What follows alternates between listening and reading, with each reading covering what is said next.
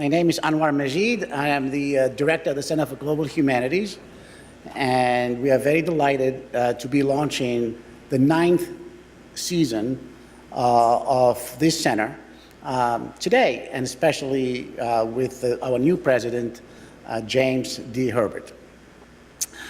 Before I say anything, the center has been in existence now for 9 years, I think, or 8 years. I don't know who's counting. It depends on how you count. But this is our 9th year. We have a very interesting program. You have the brochures in front of you. Please make sure you try to attend all the lectures you can, and invite friends as well. It's a unique forum in the city, but it's also in the state. And our programs, our lectures are streamed live. Center for Global Humanities pioneered actually live streaming at UNE. And so it is a wonderful opportunity for the community to come together, along with students. We have many students who take this seminar, these lectures, as part of the humanities course. And so it's a combination of community, faculty, professional staff, and students at UNE who are benefiting from this program. There are many people who've helped make this happen. People have been working with us for a very long time. Neil Jeandreau is one of them. David De Diego is another.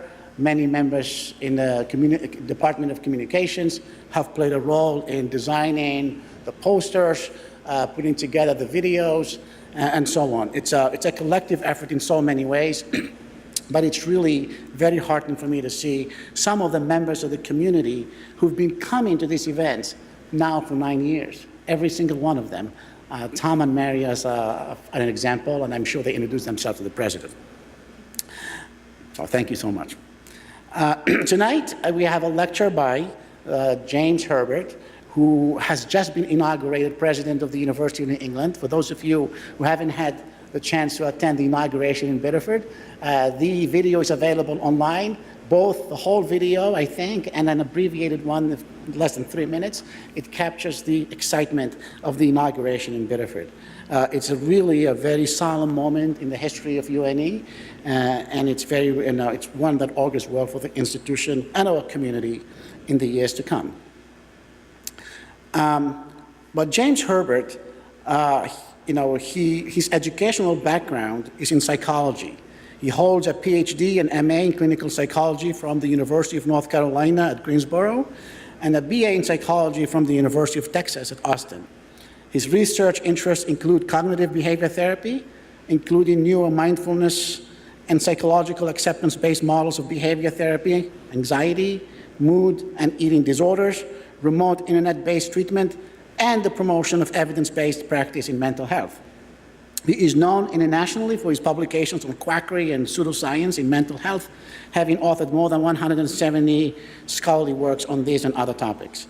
His 2011 book, Acceptance and Mindfulness in Cognitive Behavior Therapy, has been endorsed by His Holiness the Dalai Lama, who called it a most beneficial and powerful method of ensuring a healthy mind and heart. Herbert James is a fellow of the Institute for Science in Medicine, the Association for Contextual Behavioral Science, the Association for Behavioral and Cognitive Therapies, the Academy of Cognitive Therapy, and the Commission for Scientific Medicine and Mental Health.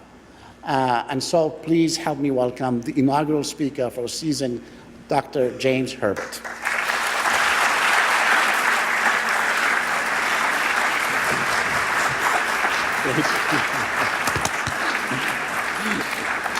So, thank you very much, Anouar. So this is really a great honor. This is such a pleasure to be here tonight. And I have to say, though, I'm a little bit intimidated because I just learned about 5 minutes ago that we have some real philosophers in the room. And so now I'm thoroughly intimidated because I am not a philosopher. I'm a psychologist, and I don't even play a philosopher on TV.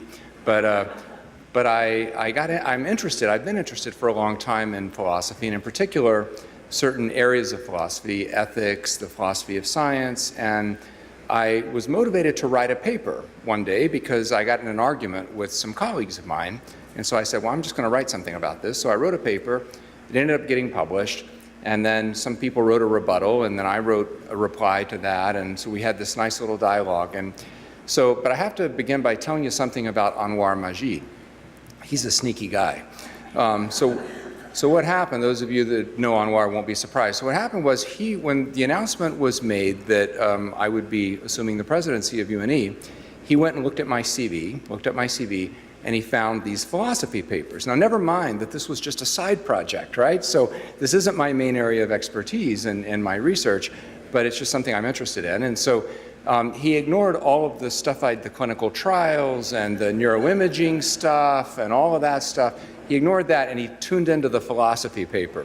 So he writes me some emails about it and says, well, you know, what do you think of this? And so I write back, and we had this really interesting dialogue back and forth. And so he said, would you give a talk sometime on this? You know, would you be willing to give a talk? And I'm thinking like a brown bag with, you know, a couple people. So I'm like, sure, I'll give a talk. And the next thing I know, it's the Center for Global Humanities inaugural. So I'm like, oh, Lord, okay, here we go.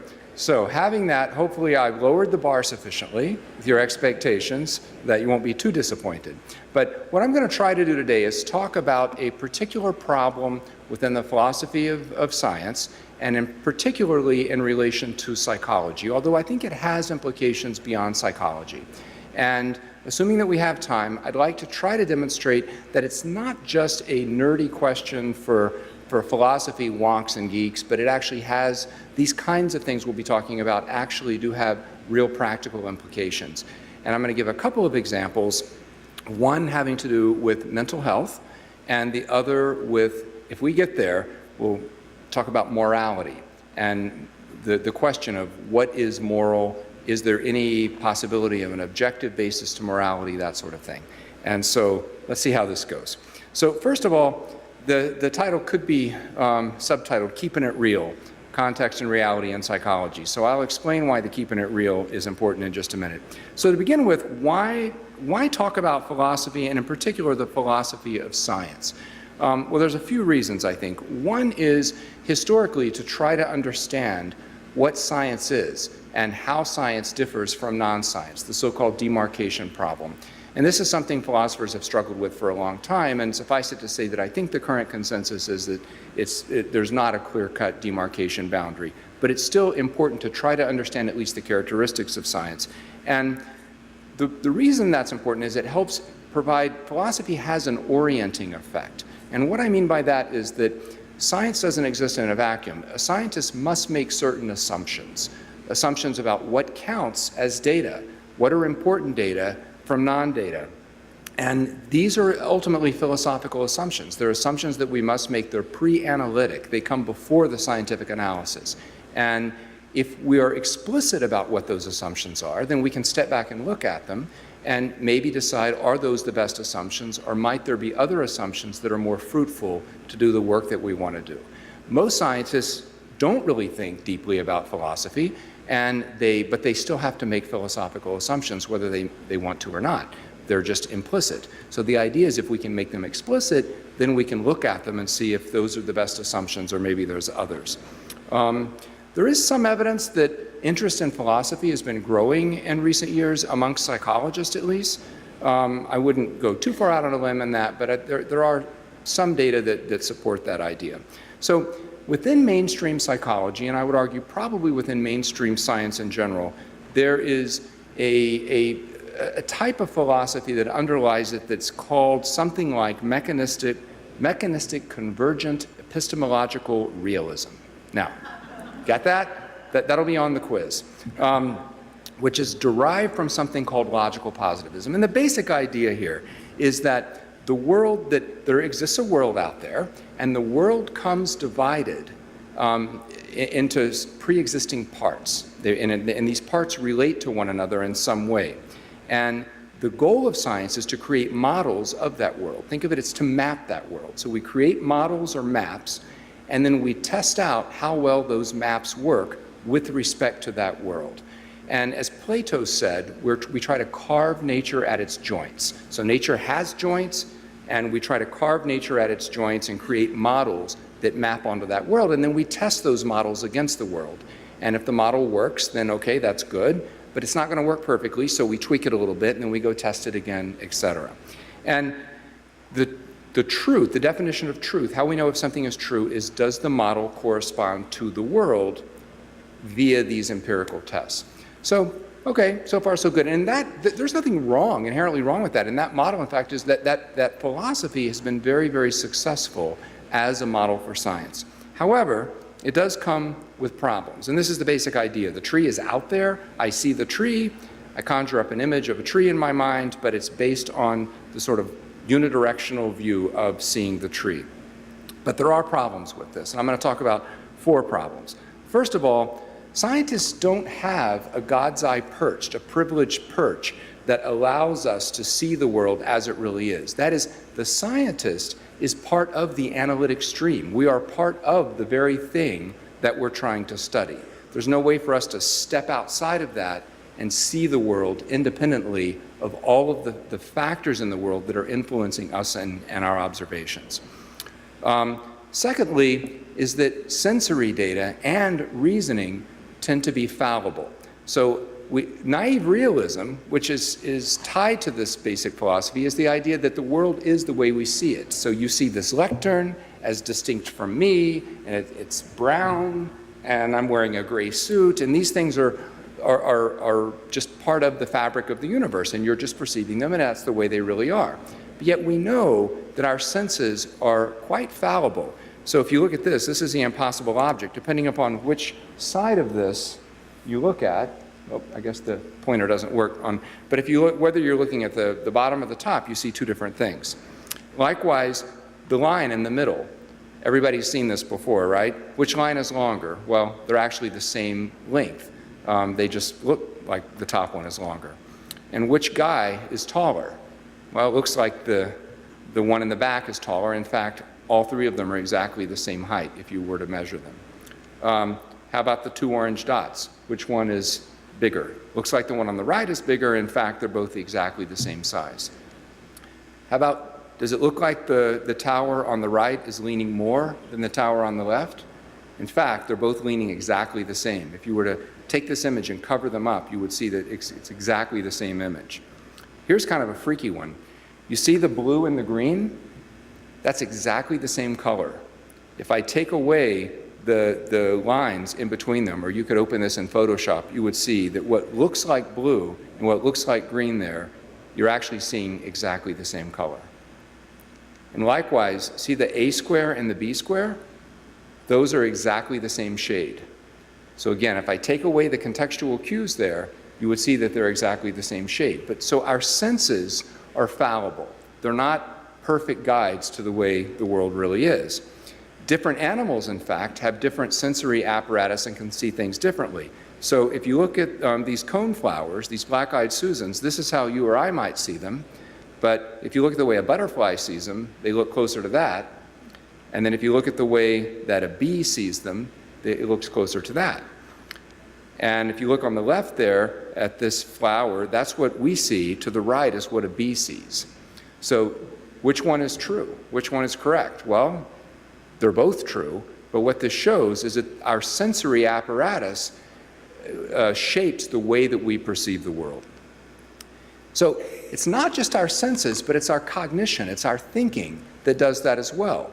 We tend to operate on the basis of what are called heuristics. These are cognitive shortcuts. And this is how we go through the world. We don't analyze every little thing. We take shortcuts.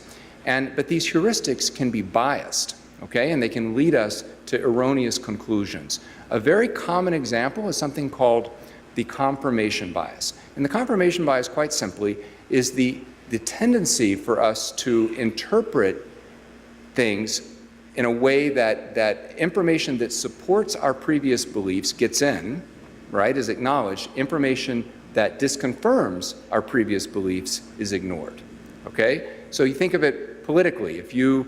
Whatever your political persuasion is, whatever it is, you tend to interpret things that you hear to reinforce your pre-existing beliefs. Now, we find this happens in all kinds of settings. So we have a lot of healthcare professionals probably in the room, given that it's a UNE audience. Well, healthcare professionals do this all the time when it comes to diagnosis. So once you form a diagnosis, which typically on the basis of limited data, you then tend to look for information that confirms that diagnosis and to ignore information that disconfirms it. And it actually requires a lot of practice to get yourself not to do that, to force yourself to look for disconfirming information. But you can't completely get away from this confirmation bias. Psychologists have studied and have tried to come up with techniques to get people not to do this, and guess what? They don't work. We all do this. I do, you do, we all do this, just to differing degrees and in different contexts. We also have difficulty reasoning in general. So let me give you an example. Drug detection test. So little quiz here for everybody. Let's say we institute a drug detection test. A company wants to say, you know, we want to make sure our employees aren't using a certain drug. So we're going to we have this test, and we're going to test everybody to see if they're using it.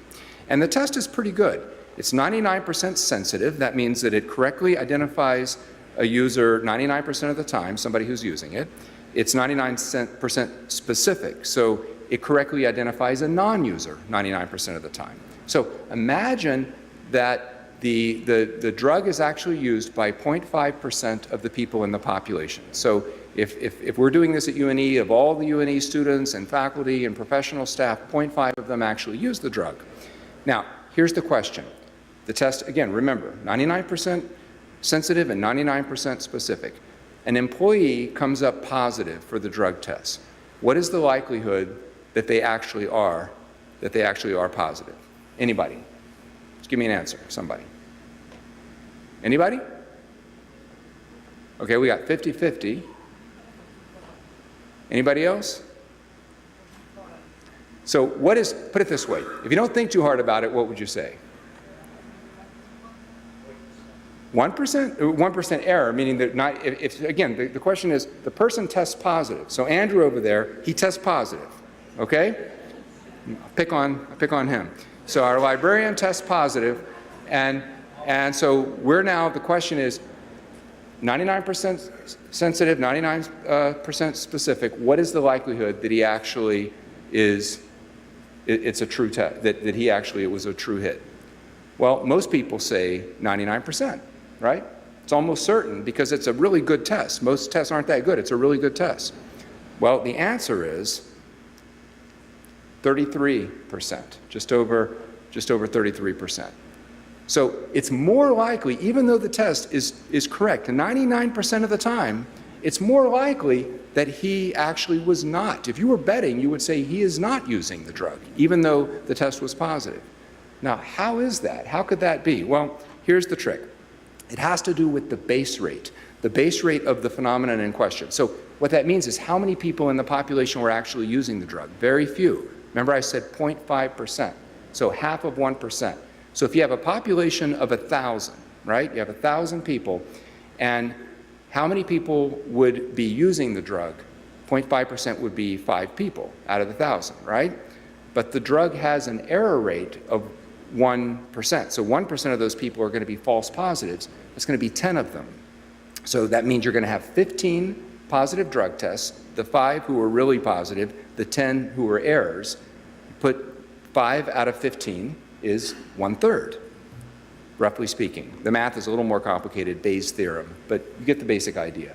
So my point here is simply that, back to the original question, is that we tend to, there are many reasons why this idea of the world comes pre-divided and we just have this sort of objective way of viewing it is probably problematic.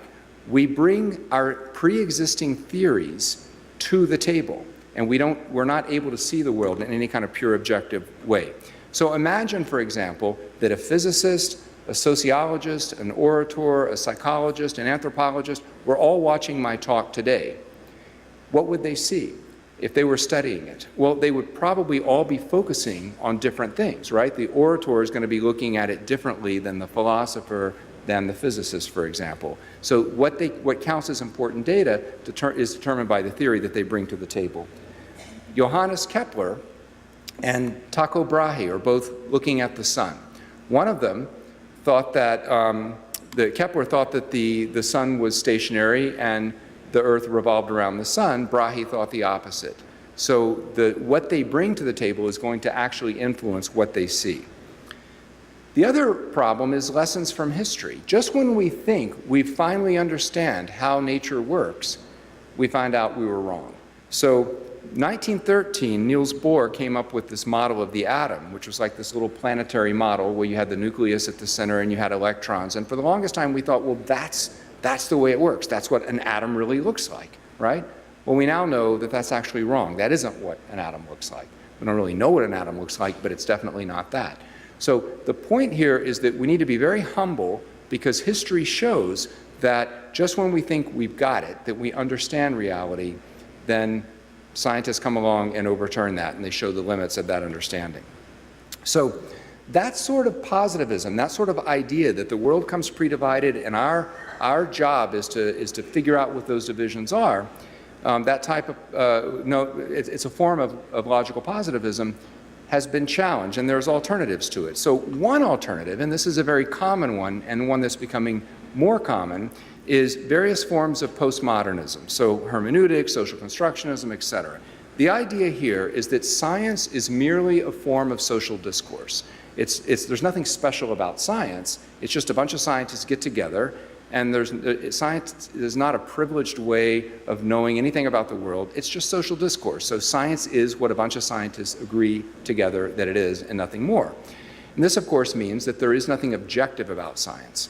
And indeed, there's nothing really progressive about science. So that's one response. Now, that really is problematic, because it's not a very useful guide for science. If you look at these philosophical assumptions as being things that help you do your work and determine what's going to work best in science, to basically say there's no way, there's no objectivity, because it's all just a matter of what we all agree it is.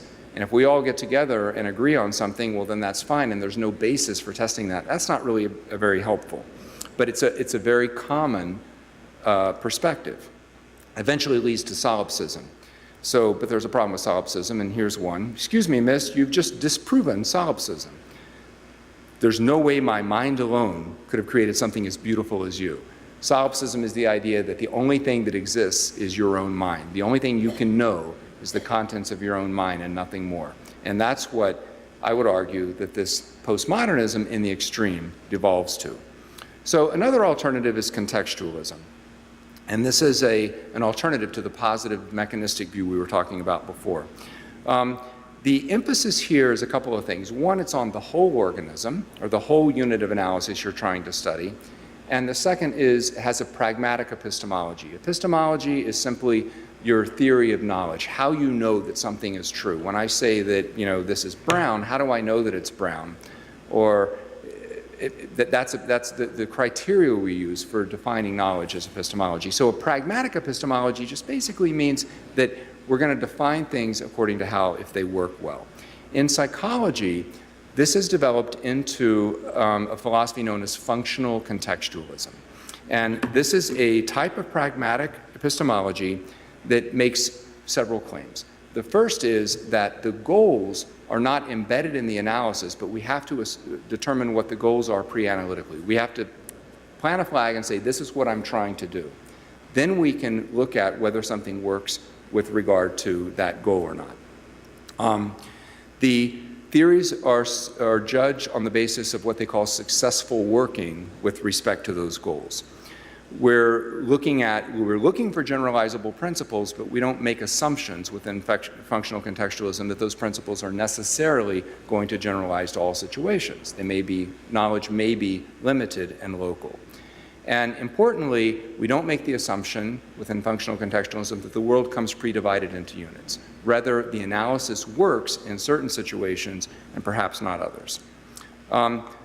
This has led to an interesting perspective, and that has to do with the question of ontology.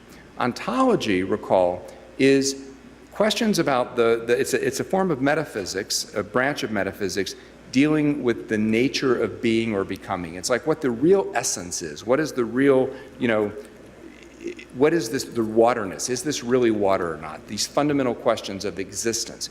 So what functional contextualists, many of them argue, is that ontology is meaningless, that we can reject ontology altogether. They call it an a-ontological perspective, or against, or just rejecting ontology. What they say is that ontological questions are simply uninteresting. And what that really means is that they will say we can't even say that there is a world that exists at all outside of our senses, okay? So we can't say that I'm standing here, that I even exist, or that this lectern is really here, or that this part of space is different from this part of space right here. They would argue that those questions, we can't say that. All we can say is that our theory allows us to do work, to do good work in a particular context, but that's it. We can't say anything else. And so I've pushed back on that perspective and said that's kind of crazy. Because if you take that to its logical extreme, it takes us all the way back to relativism, right? And to postmodernism, the idea that there are no objective bases for making any kinds of statements.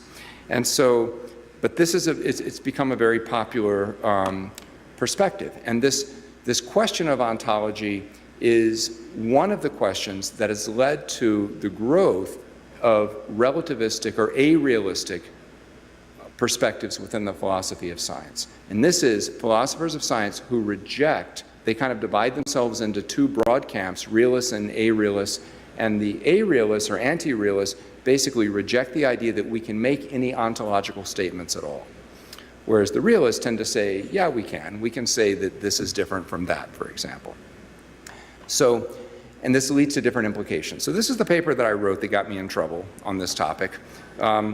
And what I argue is sort of a middle ground between the two extremes. I argue that, in fact, it is true, many of the sensibilities of the contextualists, the pragmatists, the relativists, they're absolutely right about many of the sensibilities for the reasons that we've already discussed. The fallibility of reasoning, the fallibility of our sensations, etc. But the fact that we can't make definitive, timeless truth statements, and that all knowledge is tentative and provisional and limited, that fact alone does not rule out the idea of an external world. And in fact, we are required to posit that there must be an external reality independent of our senses, and that reality has some sort of texture to it. I use the word texture instead of structure because structure implies that pre-division of the world, right? That Platonic pre-division of the world that we're trying to get away from. But it nonetheless must have some texture to it. And if it doesn't, science essentially is impossible, science as we know it. So there must be something there, and this is a logical necessity and not a gratuitous statement. All scientists recognize some analyses work better than others. If you don't assume that there's a world out there to select, if you will, in an evolutionary sense, some analyses over other analyses, then there can be no basis, there can be no objectivity in science and no progressivity to science. Many philosophers agree with this assumption, but interestingly, increasingly in philosophical circles, especially within the philosophy of science, this assumption is endorsed. That is, there's a growing movement towards arealist perspectives that reject the ability to make any kind of ontological assumptions. So the question would be, or what one might argue, is if you posit that there is a world, that we can say that there's a world independent of our senses, doesn't that lead us right back to the sort of mechanistic assumptions that we were talking about before? And I don't think it does. I think that just because the world has a texture doesn't mean it comes pre-divided into parts that we have to discover, a la Plato, right? Carving nature at its joints. The world could support many different analyses, and some analyses are going to work better in certain contexts or with regard to certain goals than in other contexts and for other goals. So we can still maintain that knowledge is local and that knowledge is provisional and tentative without getting rid of the idea of there being an external world with a texture that allows some theories to work better than others. So, you know, the simple case of a cannonball firing, you have different theories that allow you to make different guesses, different hypotheses, projections about where the cannonball is going to fly, and then you test them out. You don't have to say that you're discovering something fundamental about the world, but you do have to say that there's a world that is influencing the behavior of the cannonball in predictable ways. Otherwise, there's no progressivity. So, who cares? who cares about all this stuff, right? Other than the philosophers in the room. I mean, why might this stuff be important? Well, let me give you an example. I think that what the functional contextualist philosophers, at least within psychology, they sensitize us to not taking ourselves too seriously, to not taking our analyses too seriously and assuming that we have the sort of, we've seen the natural world the way it really is, that nature has revealed itself to us in some ultimate way. And that's important. But it also places limits on the sort of postmodernism that I'm talking about. So let me give you a concrete example of how this might matter. Take psychiatric disorders, okay? This is the Diagnostic and Statistical Manual of Mental Disorders. This is the psychiatrist's Bible that mental health professionals use to determine, to define different types of disorders, different types of depression and anxiety and eating disorders and psychosis and whatnot. So from a positivistic perspective, you look at this and you say, well, these things exist out there in nature, and our job is to describe them better and better, right? To have better and better descriptions of these, but they exist and we're just discovering what these syndromes really are. That's one side. And that's the sort of like, yay, go reality side. The a-reality side would say, no, these are merely social conventions. These are things that a bunch of shrinks get together and they decide we're going to call it this today, and it's merely a social convention, and there's nothing objective about it, and there's no way to tell that this group of shrinks that finds it this way versus this group over here, that one is necessarily any better than the other. My thesis suggests a middle ground, suggests that it recognizes that many aspects of these disorders are indeed socially constructed, but that not all analyses are equal, that not all of these social constructions work equally well. And that's because there is a world out there that shapes, that determines which ones work better than others.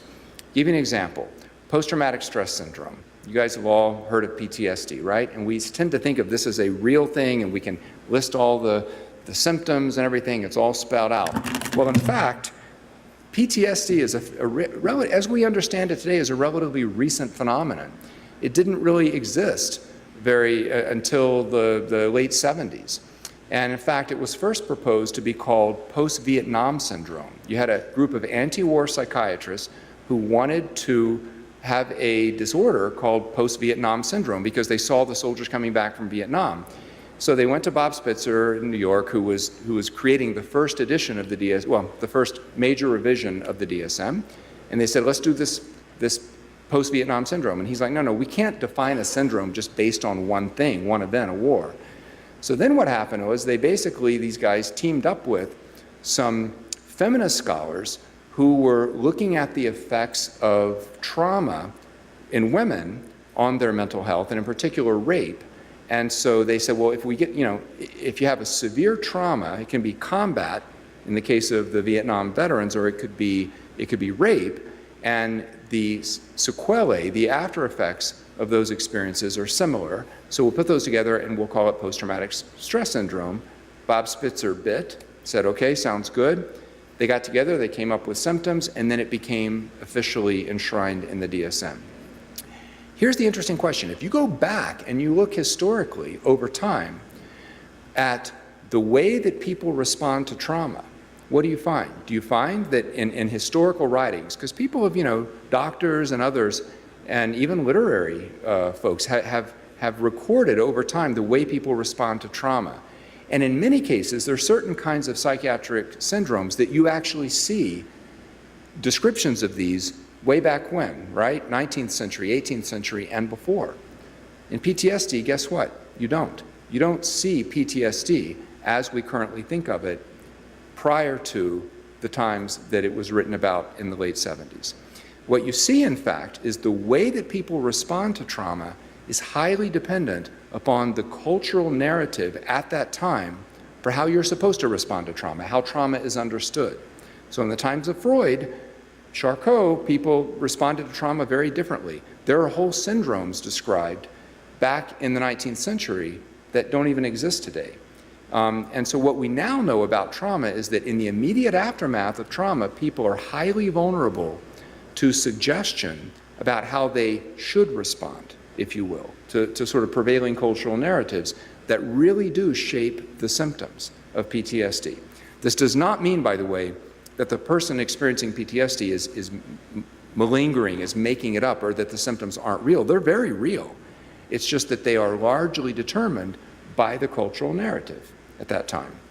So this shows the impact of these sort of social forces in shaping the way that a syndrome is defined.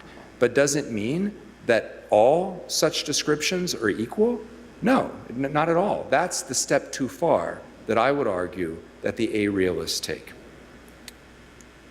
So don't some questions really do have an ontological component? I mean, don't some of these things, it's not purely a matter of social convention? Don't some of these questions really do pertain to questions about the ultimate state of the world?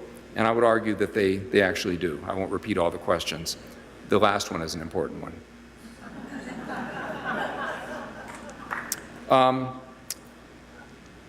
So now what I'd like to do is really go out on a limb. I figured if I haven't gone out on a far enough limb yet, now I'll really go out on a limb and make the case that this middle ground, if you will, between allowing for the existence of a world that has some texture to it, but while also being sensitive to all of the issues that the relativists have pointed to, can be applied to the question of morality.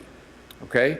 So I think this is an important question, is what is moral? What are values? And is there any objective basis to morality? Those are big questions.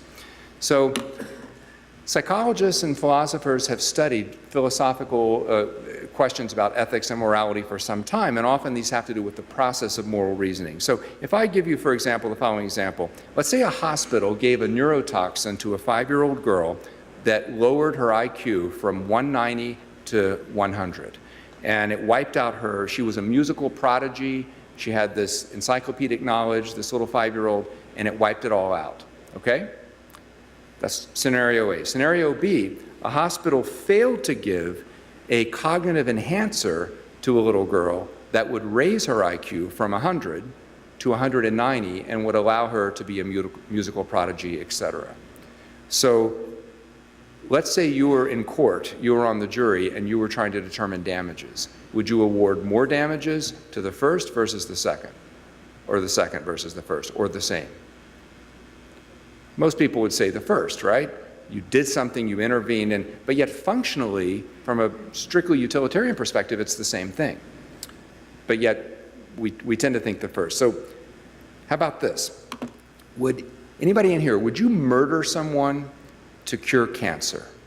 Let's say you could cure cancer. The person sitting next to you right now, would you murder them in order to cure cancer? If so, raise your hand and we will have you gently escorted from the room. I would, so, oh, Jeannie, the Dean of our College of Arts and Sciences says, sure, depends on the faculty member, is that what you said? So, no.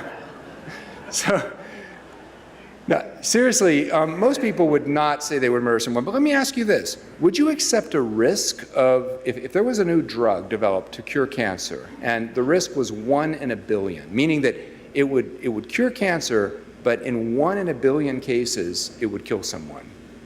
Now, would you, if you're on the FDA or something, would you approve that drug? Well, of course, right? In fact, we accept risks far higher than that with virtually any drug that we use all the time. And yet, if you accept the latter, that's 7 people, if you 7 billion people in the world, so that's like you're murdering 7 people, if you will, although you're not really murdering them. So what is it that makes us two different? How about the trolley problem? Okay, I don't know how many of you have heard of the trolley problem, but you've got a runaway trolley, okay, and it's coming down the tracks, and there's 5 workers working on one track, and there's 1 worker working on the other track, okay? If you do nothing, the trolley is going straight, and it's going to hit the 5 people on the track. But if you pull a lever, there's a lever right there. If you pull the lever, it'll divert the trolley, and it'll hit 1 person. So again, do nothing, 5 people die. Pull the lever, the trolley gets diverted, 1 person dies, okay? How many people would pull the lever? Come on, get your hands up there so I can see them. Okay, so we've got about, I'd guess about 80% or so of the room would pull the lever. Okay, very good. Now let's say the following scenario. You've got a bridge over the track, and there's 5 people, and there's a bridge, right? And sitting on that bridge is a very obese man, a very rotund person sitting on the edge of the bridge, and you're standing right behind him. And all you got to do is give a little push. And if you push him off the bridge, he will land on the track, and the trolley will hit him and kill him, but it will stop the trolley from killing the other 5 people. Okay? So you kill 1, but you save 5. How many people would push him off the bridge? Okay, we have, now I'd say maybe 10% or so, just a few hands went up there. Okay, very good. Now, you're sitting in a hospital, waiting room, let's just call it a pediatric hospital, and there are 5 children who all need different organs. One needs a heart transplant, one needs a liver transplant, and they're all getting ready to die without those organs. And you look across, and sitting there is this lovely young girl, okay? And here's the thing, if all you gotta do is kill her, and you can harvest her organs and save the other 5, okay? So there you go, just kill her, and 5 people, you know, she dies of course, too bad, but 5 people get to live. So how many people would kill the little girl? Nobody? Okay, that's good. So as you see, these are functionally equivalent situations, right? One person dies, and the other, if you do nothing, 5 people die. If you intervene, 1 person dies. But what is it that makes, you know, most of us said we would pull the lever. Very few of us, although there were a few, and say that we would push the obese person onto the tracks. And no one, not a single person in this room, said that they would harvest the organs of the little girl, but yet they're functionally equivalent. So why is that? These are the kinds of questions that we psychologists try to address. And these are important questions about moral reasoning, okay? And there's many more. But what I'm interested in is to ask the question, but so regardless of how we reason, can we actually, is there a way that science can study what really is moral, what is really right? Well, where do we get our morals from, our values? What determines what is moral? Well, one perspective is that we get them from holy books. And this, in fact, is very much embedded in Western culture. And this is a view that must be respected. And I have much respect for this view. But there are some problems with it. One problem, and this basic idea is that science and religion, Stephen Jay Gould called this non-overlapping magisteria, meaning that science and religion dealt with different kinds of things, right?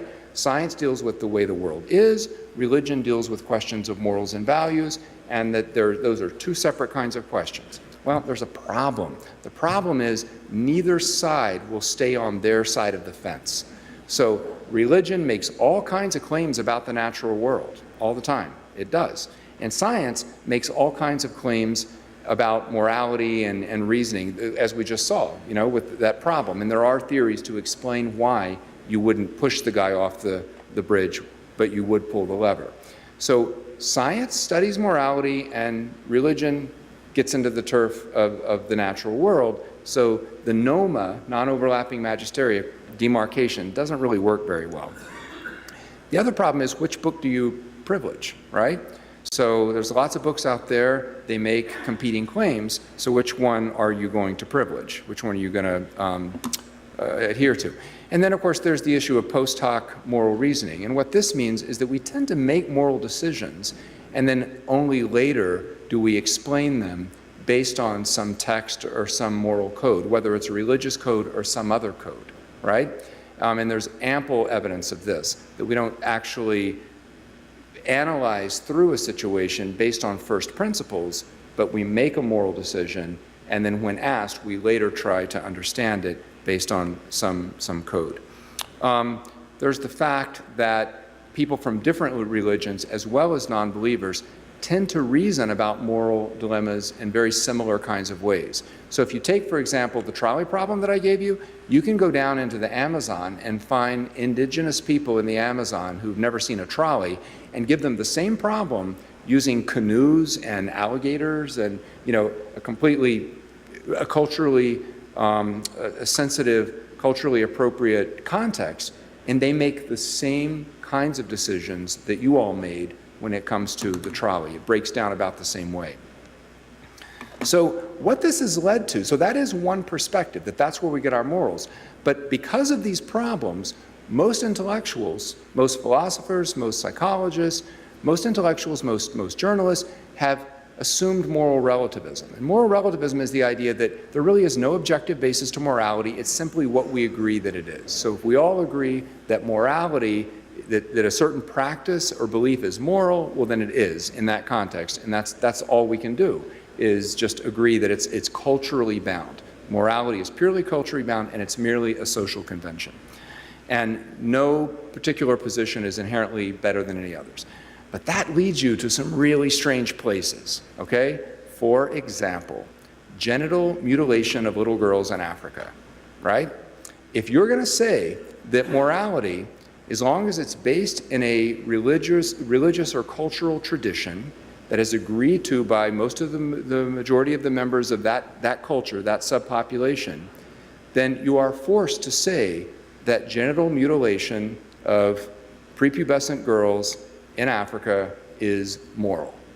And I don't know about you, but I'm not willing to go there. It seems like by any stretch, any definition of morality, that is not a moral practice. But yet, you find many people that will defend it as being moral because by definition, that's what the people in that particular village, in that particular subculture, that's what they agree to. So are these really two choices? And you'll see now the parallels with what I was talking about before between the sort of realist perspective, right, the traditional positivist perspective with regard to morality versus the relativistic aontological perspective. There's a parallel here with regard to the question of morality, of there being some sort of objective truth versus not. And I was arguing a middle ground that you can be sensitive to the cultural dimensions of morality, but that there really is maybe a way to judge some practices as being more moral than others. And I think it parallels this ontological question I was talking about before, about there being a universe with a texture. So the question is, can science help us determine what is actually moral? Can it get us out of this conundrum that I just spoke about? So consider the following. I'm going to describe two lives here, okay? The bad life.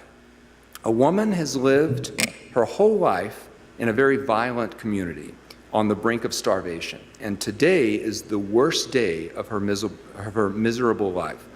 Her only daughter was just gang raped before her eyes and then murdered and dismembered.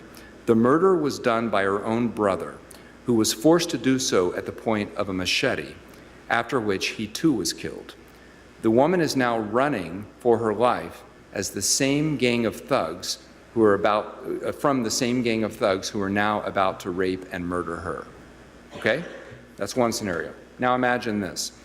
You are married to the most intelligent, charismatic, attractive person you have ever met.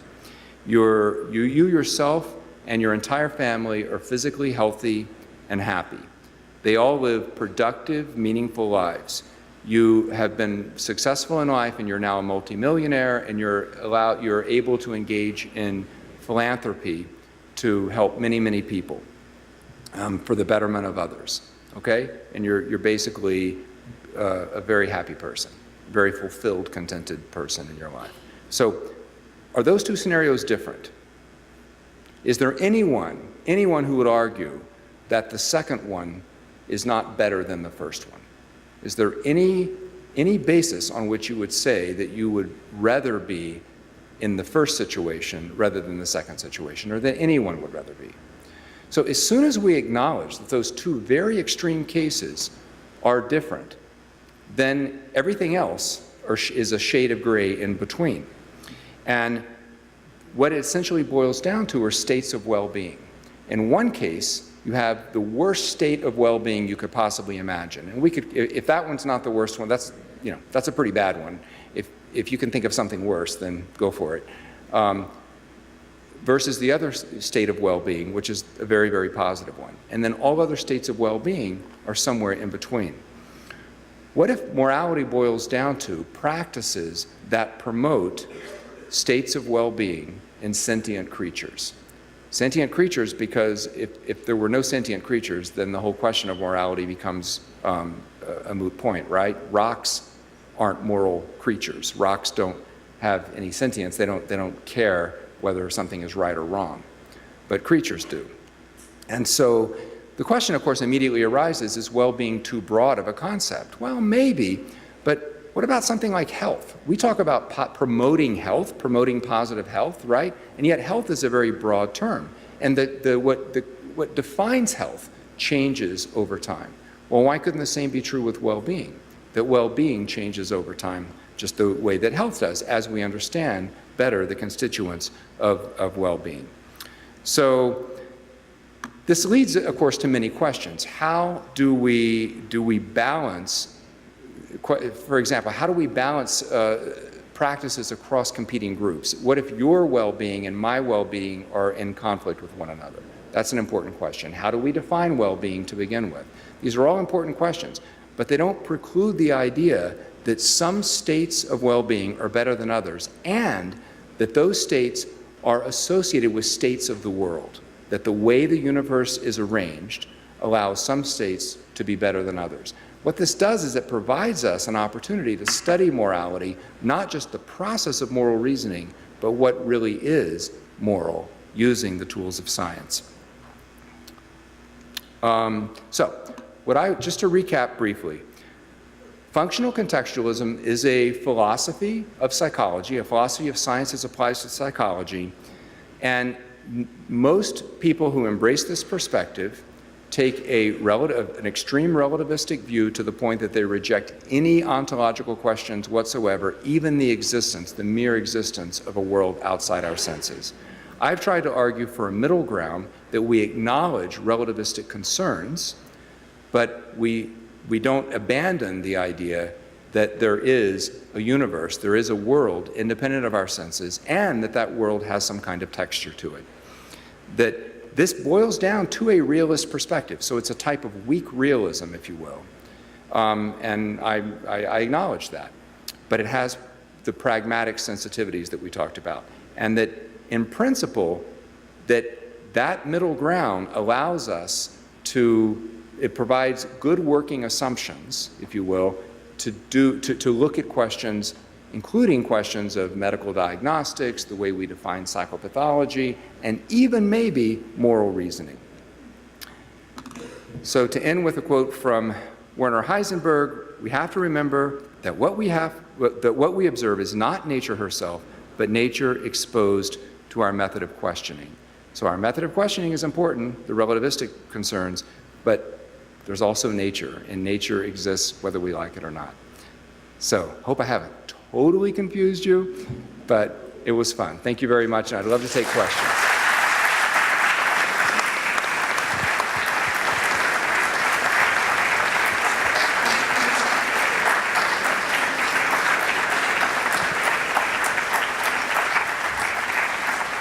So all of the philosophers have to leave the room because they're going to tell me how I was completely wrong here. But no, seriously, I would love to have any thoughts, questions, comments. If you have any questions, please raise your hand, and there are microphones on both sides.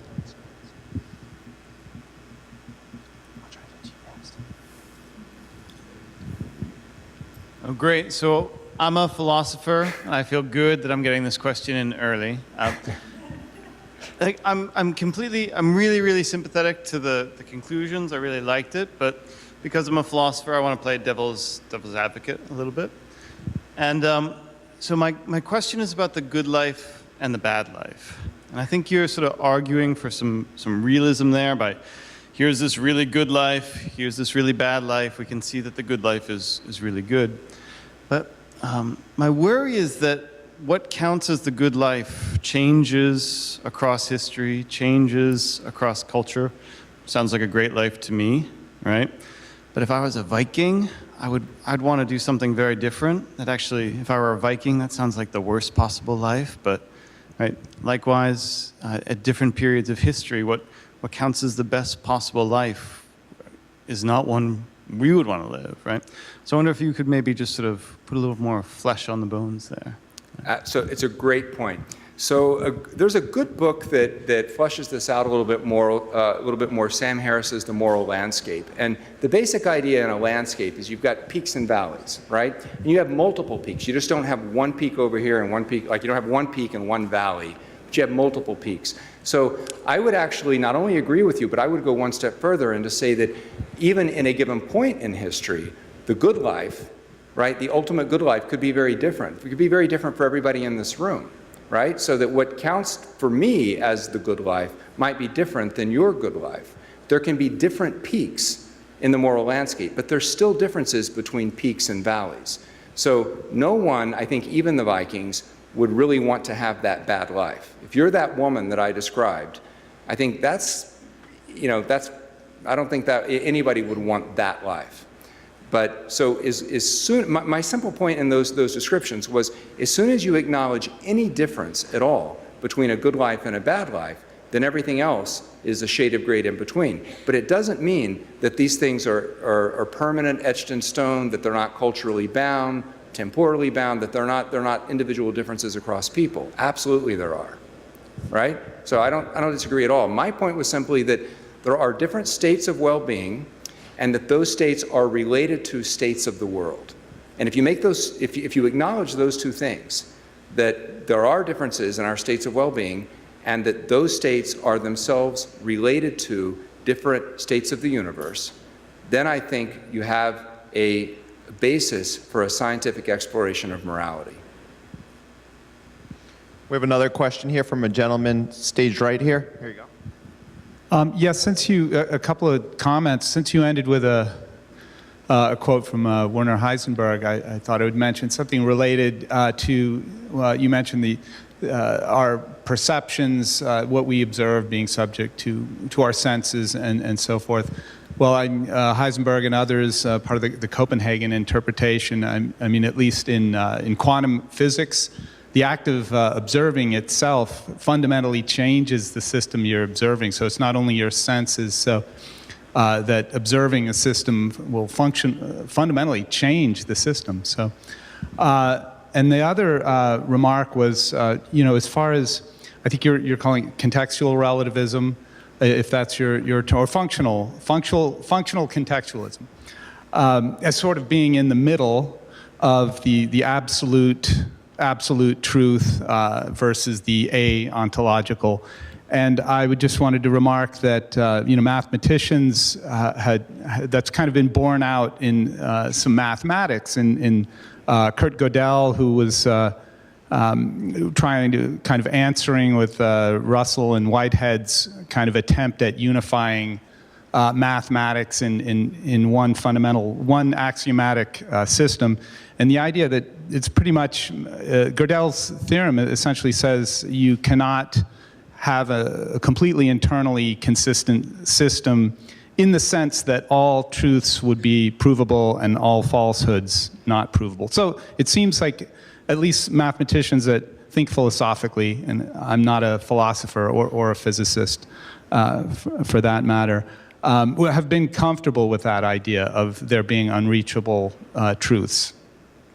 Yeah, it is interesting. I'm not a mathematician. I certainly don't know anything about the philosophy of mathematics, but I know it's a question that mathematicians have struggled with, or that philosophers of mathematics have struggled with, is are there what we consider mathematics, do these theorems exist out there in the world independent of us and we discover them, or are they creations? And so I don't claim to have the answer to that, but it's, yeah, interesting points. And quantum uncertainty, that's all, yeah, very cool. So won't go there. We have another question over on this side. Thank you. This is Kash from CAS, Biology. I understand the good life and bad life example, but what about happiness? Is there a context? Because I've done a little bit of photojournalism in India, and I visited like really bad neighborhoods and slums and other places. But what I found was that people were relatively happy in their own spiritual being. But then I also see a lot of people in the mall and other places that should be happy, but they don't look happy, and they don't express any happiness. Absolutely. So I'm wondering, in that good life, bad life example, where do we go with happiness? Can you So say again, something about I agree completely. And in fact, the good life example I gave was only one good life, right? You could imagine, I remember traveling, I was on a mission trip in Nicaragua, helping to build a school. And it was the second poorest country in the Americas. And I was around some the poorest people I've ever been around, right? And they were, for the most part, I was struck by how happy they were, right? Or how happy they seemed anyway. How happy, not in a, ha, I'm happy, but in a sort of contented way with things. And so I completely agree with you. And what I would simply say is the peaks and valleys on this moral landscape, if you will, the peaks they're not necessarily, the good life is not necessarily the same for everyone, back to that point, and it doesn't necessarily relate to money and the kinds of things we think are going to make us happy. The other thing is about the term happiness itself is problematic, because what psychologists who study well-being tend to focus more on is a sense of just that well-being or contentedness or fulfillment, right? As opposed to just happy. If you really just want to be happy all the time, go do drugs constantly, right? And you're happy, but how fulfilled are you going to be if you just say stoned 24/7? There's a difference between being deeply fulfilled versus being superficially happy. You see what I'm saying? And I think what you're pointing to is that sense of fulfillment. So people are looking at trying to understand what kinds of states of the world, what kinds of things lead to a greater sense of fulfillment. But that's right back to the question. Once you simply acknowledge that there's some people that are happier, we use the term happier, more fulfilled than others, and that relates to states of the world, then we ought to be able to measure that sense of contentedness, and we ought to be able to map it to different states of the world while recognizing all of the contextualistic, relativistic sensitivities. So, yeah. We got a question over here. Hey, Mike. How are you? You covered an impressive amount of ground in that talk. A lot of things I thought about before, but many things I hadn't. Something I thought a lot about is what might be called the replication crisis in psychology and neuroscience, in which many, maybe up to half of some of our seminal studies fail to replicate when somebody else looks. Yep. And I think many of us assume that's due to lazy or maybe dishonest science, but you maybe pose something else about the nature of reality and our ability to know and kind of the way science works. And I'm wondering if you can talk about how your ideas fit into this idea of replication and what we should expect to find in science and what we shouldn't. That's a great point. So if you really take relativism to its logical extreme, right, and you give up on any idea of any kind of objective reality, then why would we expect replication to ever work, right? In fact, you wouldn't. You would expect that every time you do an experiment, that it might as well just be random. And even if you posit that there's a world out there, but if there is a world independent of our senses, it can only have one of two states. Either it's homogeneous, completely homogeneous, it's the same in every direction, in every space, in every point, or it's not. And if it's not, then I would argue it's textured. And as soon as you make that assumption that there's some texture to the world out there, well then, in theory, that provides, we should be able to replicate. We should be able to find generalizable principles. And sure enough, science is full of generalizable principles. If you take a high school chemistry class and you a mole of this and that, you mix things together and certain things happen in a very predictable way. Every time you do that, it's a type of replication. So I would argue philosophically that the fact that we have replication at all requires that there be this textured substratum, for lack of a better term. Now, as to the question for why it's so hard to have replication, I would say in the early stages of any science, it's harder to replicate that while we're trying to figure out what's going on. And I think in neuroscience, especially, so many variables, right? There's so many variables, and we're just trying to get a handle on them. So we do a study, we think we find something, and then it doesn't replicate. The crisis we have in science is the fact that it's harder to get tenure just replicating other people's findings, right? So everybody wants to be a super genius and wants to be unique, and so you go out and instead of just replicating, which is incredibly important work, everybody tries to, come up with their own new discovery. And it's a huge problem, especially in the softer, newer sciences like psychology.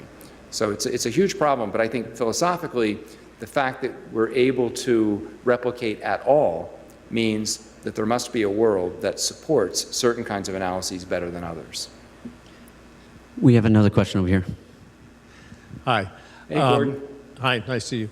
I was thinking that based on what you're talking about, applying science to morality in a way, it seems to me that there's also a application of politics falling in here. I'm kind of curious, did you encourage people to go for the March for Science?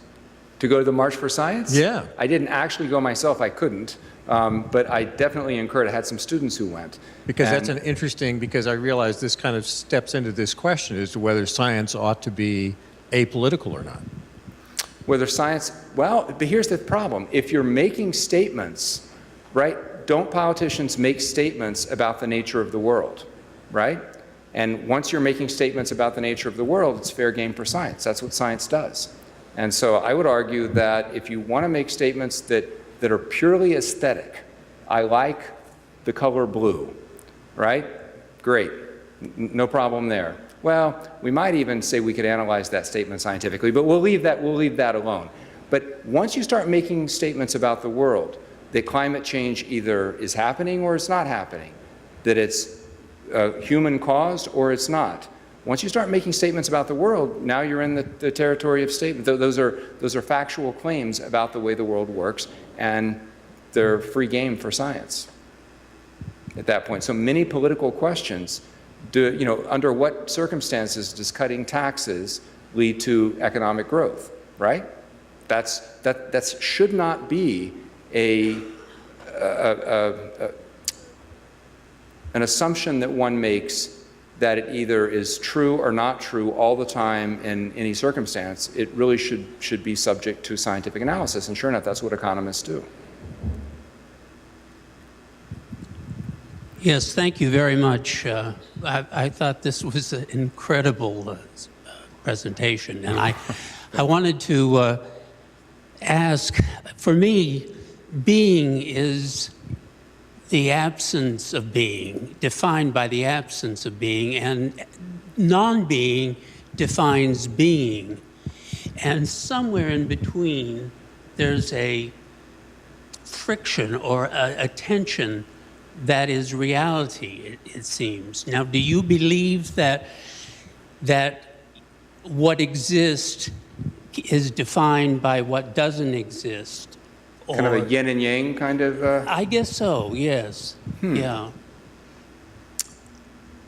Well, I guess that's an interesting perspective. The closest I could say is that when I talk about a texture, when I talk about the world having some kind of texture, then it means that there are differences in space and time between different parts of the world. And so in that sense, there's, you could think of it in terms of being and not being, I suppose, right?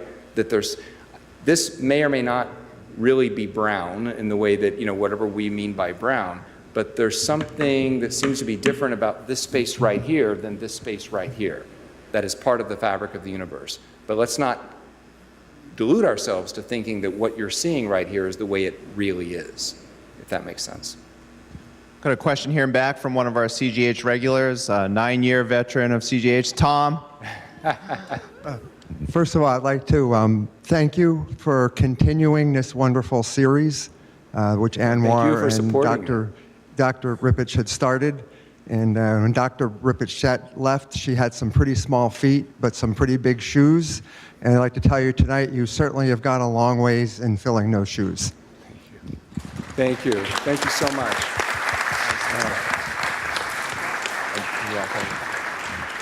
Well, I'd be happy to come back at some point and talk about something that I really do know something about, as opposed to philosophical speculations, but you can blame that on Anouar. And right back in the same quadrant of the room here, we have one of our faculty members. Hi, I'm another one of the philosophers, by the way. Okay. So I really liked your talk. I mean, I think the kind of like, I guess, moderate realism that you're promoting, I think it's like really plausible and philosophically for a lot of reasons. So one of the things though that I'm wondering, you said some things about morality and the exchange that just happened, one of the exchanges is, so are you thinking, so this like raises like a couple red flags where I'm thinking something like, and you mentioned Sam Harris too, so like big red flags start going. Of course. So, Sam tends to cause red flags to go up, I understand. Yeah, philosophers like get really agitated with him. So because one of the things he does, he tries to like scientificalize. He starts to like sort of scientificalize, which is like morality. Right. Right, and so I'm just wondering, like, so whereas in like psychic phenomenon are real, like that sort of moderate realism, like chemicals, like atoms, those are all real. Like there's a textured world. Morality, do you think is just going to be in the domain of science as well? Like this all is just like, these are just scientific questions.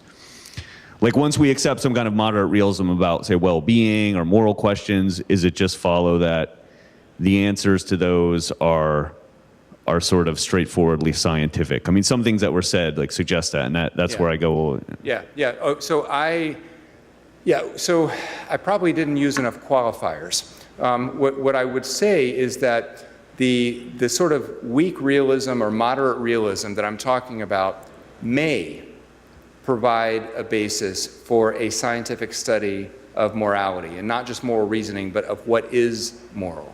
Now, I'm not saying it necessarily will, because the ultimate question is, would this paradigm work? Would defining morality, would arguing that morality really, in the end, devolves into questions about the well-being of sentient creatures, right? In principle, it seems to make sense, but would it actually work in practice? Could we actually pull that off scientifically? And that, I think, is really an empirical question. It's a question that, I mean, who knows, we'd have to try. But at least it provides the possibility for a third way of looking at morality, because the other two ways are problematic, right? So the idea that morality is derived from Scripture sounds good, and it's what most people tend to believe intuitively, but when you start unpacking it, there's a lot of roadblocks there. But the other extreme of saying morality is merely socially constructed forces you to accept all kinds of things that hardly anybody would accept as being moral. Now, you could do that. Both of those are legitimate positions. But what I'm trying to say is perhaps this form of weak realism would provide the basis of a scientific way of studying the question of what is moral. It may not work, though. I don't know. James? But tell me your thoughts. I mean, there's just like very unconvinced, and I'm glad. So tell me where. When I hear those two options, I'm kind of thinking like, so there's this common distinction that's made between like the is-ought gap, right, where science says what is and morality says what ought to be and what should be, right? So so just saying it's like religion on one side and science on the other seems a little bit funny to me, because I think, well, no, religion on one side and relativism on the other. Relativism on the other, right. Relativism on the other. So there's a kind of realism about morality, but then these questions of like what should be and what is valuable and good, there's like an objective answer to those. This is what like a lot of ethicists, philosophers would say. There's a real answer to those, but those like can't just be shunted off to science. Because science kind of tells us what is the case, but doesn't really tell us what should be the case. Right. So I just wonder what you think about that. There's debate. So Jonathan Haidt, for example, would agree with you, and he thinks the is-ought distinction is a good, clear, that there's a bright line between is-ought questions, right? He wouldn't buy into NOMA. I mean, he would still recognize the problems with NOMA, but he would still say at least is-ought questions are distinct. But there's a lot of others that say, the line ain't so bright. When you really start unpacking it, that the line between is and ought, that oughts come back to ises. Because if it weren't for sentient creatures who feel something, then who cares? There are no oughts. Right. It's all is. So anyway. Yeah, so you're comfortable with that, and you kind of like want to put the relativist to one side and have this kind of like realism somewhere in the middle that's not like religiously based. For morality, I'm saying. Well, I don't know if I'm comfortable. I'm more sort of curious that I think that it might be a way out of the conundrum. Yeah. Because otherwise, I would turn the question back to you and I would say, if you aren't going to define, if you see the problems with the two more common views, right, then now what? Do you throw your hands up and say we give up? Or is there a way, how else would we define morality if not for one of those two perspectives? Yeah. Thanks. James? Monsieur.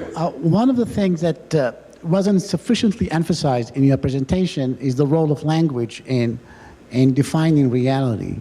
And when I used to talk to my students, I used to tease them by saying to them, in 1800, no one had an ego.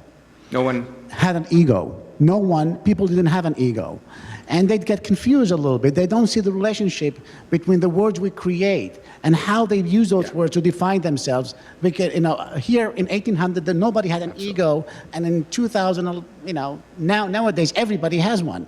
And because the ego becomes a linguistic trope, just like it is. So what is the role of language in defining these kinds of realities?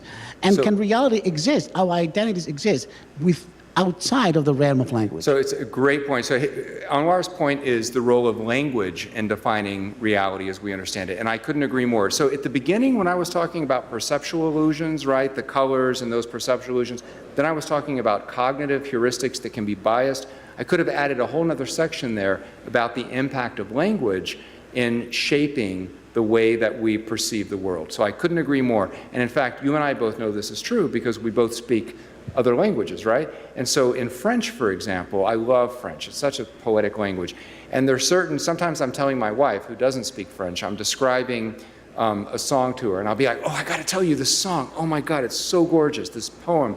And and it's in French, right? So I've heard it in French and I understand it. And then I try to translate it, and it's like, the duck stepped on the roof of the doghouse or something. I don't know, it just makes no sense whatsoever in English. It just completely just falls apart. But in French, it's the most beautiful thing, ever. And so it's just one small example. And we all know the examples about the way that we divide up the world with language and the subtleties that it shapes our thinking. So I couldn't agree with you more. Absolutely. But it doesn't follow, by the way, that all descriptions are therefore equal, right? Or just as good, right? So just because one recognizes the power of language to shape our perceptions and shape our understanding, my argument is where many English professors like you take that is to say, therefore, that's all there is, that we can't judge any perspectives as better than others. And I would say, no, actually we can. Some things work better than others, despite all of those shapings, if you will. No, okay, one more question. Okay. The point I'm trying to make is we have an unconscious, for example. I'm sorry? We have an unconscious. We have an ego. We have things that are not palpable, they're not material things, but we have come to believe that these things actually exist. And they could be all, just like the PTSD you mentioned, it was created as a linguistic trope to define a condition or a variety of conditions, and then the question becomes, people now assume that they have those conditions because the language for them exists. So there's a relationship, just as you talk between the ontological and the other side, there's also a relationship between where does one stand between, a linguistic reality and some reality out there that exists outside of language. This is, by the way, the realm of deconstruction. Well, you could argue that everything, our understanding, all science involves language, right? Even a mathematical language, it's still a language. So all science involves language. So any description is inherently subject to the kinds of linguistic pressures that you're talking about. I would just simply say that I agree 100%, but I wouldn't just jump off the cliff to say that, therefore, there is no world, and that it's all language, that language is all there is. Gets us back to solipsism and postmodernistic nonsense if you go that far. We can't do science. So. We have a question here from another one of our regulars. I think, just a comment before I think if you look at the recording of your lecture, you'll understand why many people decide that either there's a higher power that created them or they create a higher power because, I mean, where else can you go with this, right? I mean, as you have identified, with our limited ability to perceive and our very well-defined individual contexts that are so particular to each one of us, it's hard to get a very global perspective on this stuff. Anyway, I wanted to say I'm reading the book Deviate by the neuroscientist whose name my brain has decided is not important. However, I'm sure you're familiar with this fellow's work, but he has pretty much thrown up his hands and said that the only meaning that exists is within context. Without context, whatever it happens to be, there is no such thing as meaning. And by the way, he has stolen a lot of your material that you used tonight. I just wanted to tell you that. So I'm interested in how you view that perspective. But the other thing I wanted to say, you mentioned that decades ago there was no such thing as PTSD. I was in a group discussion with some people, and we were talking about the sexual continuum. And this woman who was probably in her 80s, and we were talking about all kinds of sexual orientations, identities, and she said, you know, she said, when I was growing up, there were no such things as lesbian relationships. There were women in the town who lived together. There were men in the town who lived together. They just lived together. They had relationships that worked, and worked for them, worked for everybody, but there was no such thing. So I thought that was an explanation of the evolution of how we come to label and define things because of societal changes and increasing population size. That was a little more accessible to me than the PTSD.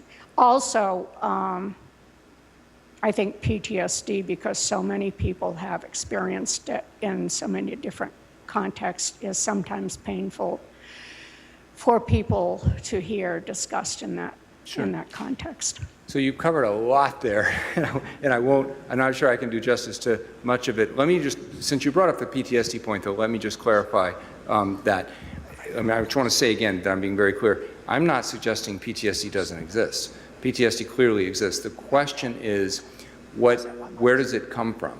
So people have, most people who experience a trauma recover. And they typically recover within about 3 weeks. So within about 3 weeks, they are back to normal. That doesn't mean they've forgotten about that trauma at all. It just means that they're back to their normal premorbid state of functioning, typically in about 3 weeks, most people. But there's always some people who don't recover and have prolonged effects of the trauma. My point was the symptoms, the specific constellation of symptoms that they have varies over time depending upon cultural factors. And that's all I was saying. So the people that today the symptoms are manifested in a way that we describe as PTSD, those are totally real symptoms that they are experiencing. But all I'm making the argument is you go back and look at World War I, and you look at the soldiers who had pathological reactions to trauma at that time. Then if you go back and look at the laborers building the trains, largely Chinese immigrants building the trains in the mid-19th century, and you look at the accidents that they had, the traumatic accidents, and you looked at the symptoms that they have, it's a different constellation of symptoms. So there's still a certain percentage of people, and they were suffering then, just like people with PTSD are suffering now. So I'm not in any way minimizing it. I'm just making the argument that the nature of the symptoms in that particular condition change over time which illustrates the point of the power of cultural factors to shape our experience. And back to your point about language, the power of language to shape our experience. So just to clarify. But then also adding in the piece that not all analyses are created equal. We have one final question here in the second row. Thank you. As an engineer, I see myself as the developer of the trolley cars. So you're the trolley Well, if you think about it, hopefully there's a bit of truth in that. Not only the trolley cars, but the tracks that they run down and the different paths that they go down. So my dilemma to me is, what do I do? Because I should know that there are different paths that my trolley car can go down. Some are good, some not so good, some are downright terrible. Yeah, absolutely. Well, we all want to avoid the trolley car problem by saying there's got to be a third alternative. There's got to be a switch that will lead the trolley. But the hypothetical is, what if there's not? What if those are the only two problems? But just one last comment. You brought up engineering. So you'll notice that the model of science that I'm describing is kind of like engineering in a way, right? Because an engineer is interested in building models that work. They're very pragmatic, right? You're interested in, does this work? And does it work in this particular context? Okay, so does it work given these particular contextual variables? You hope that there are generalizable principles that will extend to other contexts, but you also realize that there may not be, right? So if you look, for example, at the way an engineer building a bridge, a structural or civil engineer building a bridge, they'll talk about forces acting on and vectors and forces acting on the bridge. That's different than the way that a particle physicist would talk about the bridge and the substances that go into the bridge, even though they're, in theory, related to one another. So the context defines the kinds of analyses that work well. So I would argue that the model of science I'm talking about is not that different from engineering because it has a pragmatic epistemology, but it doesn't, and it realizes that all knowledge is ultimately local in some sense, but it doesn't reject the idea that there's a world out there that shapes which analyses work better than others. So I guess we can end with that, but I tell you what, I've had a lot of fun. This is great. I love this geeky stuff. So thank you very much. Thank you. And if anybody, thank you. And if anybody would like to follow up and continue the conversation, I'd be delighted. I'll hang out a little while. And so if you want to come tell me how you found the flaw in my argument, please feel free. I'd love to hear it, and we'll continue. Thank you.